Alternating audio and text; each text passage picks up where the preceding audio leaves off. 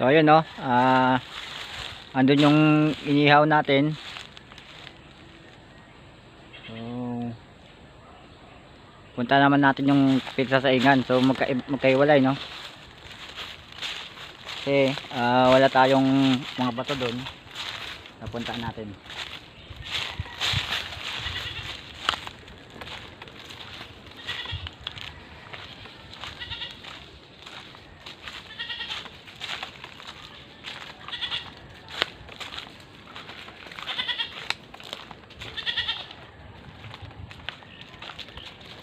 Kung nakikita nyo na siya, yan na yun. Ito na yung pinagsasaingan ngayon. So isang place pa rin yan. Pa rin yan sa bundukan.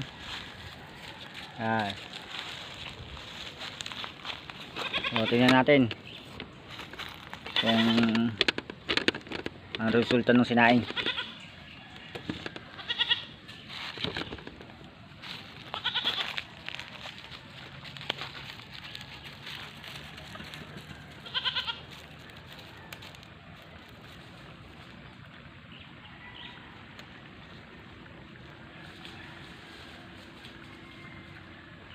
Kumukulo, parang sobra sa tubig no? Bawasan natin.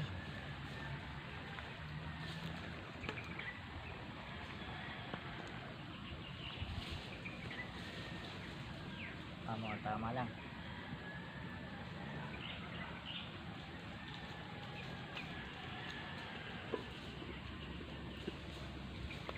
Kung mapapansin nyo, bakit kami sa kasirola nagsaing? Kasi wala kaming available na kaldero sa bahay, kaya ito na lang nadampot ko. Pwede na to, makaluto naman to. So ipapara sa atin dito yung nahuli natin hito dun sa may fish pond. So inabot na kami ng ang oras ngayon ay 12:30 na yata, mga ganyan,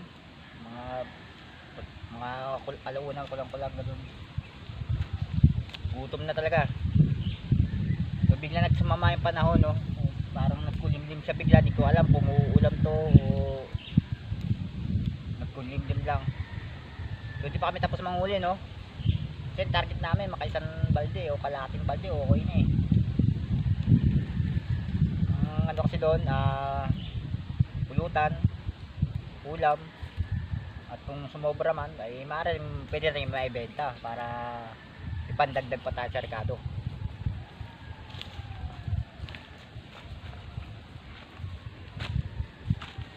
Mga nagtatanong nga pala kung saang lugar to, dito lang to sa Montalban, Rizal. Montalban, Rizal lang. O picnic, ganun lang. Habang gusto mo ma-relax yung isip mo.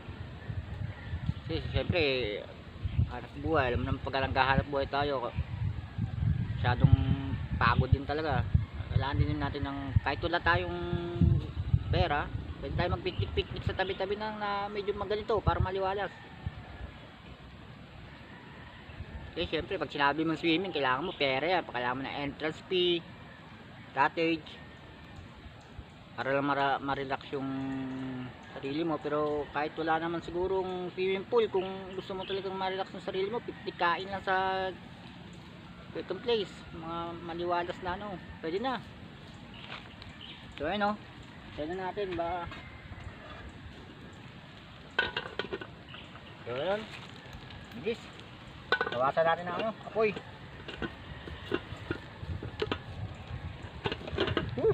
Init.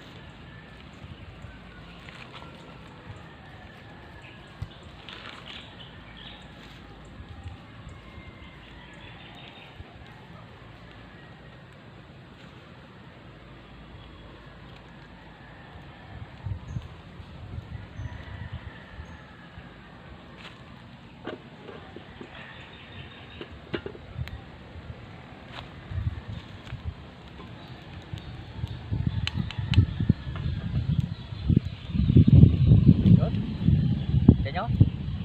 In na. Bagit lang, diba? In na.